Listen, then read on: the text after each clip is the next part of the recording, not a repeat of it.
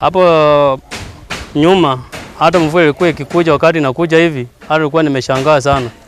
Ilikuwa anaenda kulala maybe kwa landi, lakini siku ya leo Bwana Zakius Mwanzama amekuja amemjengea nyumba mama mabati 18, kitu ambayo haijaweza kuwezekana kwa hii Kandui.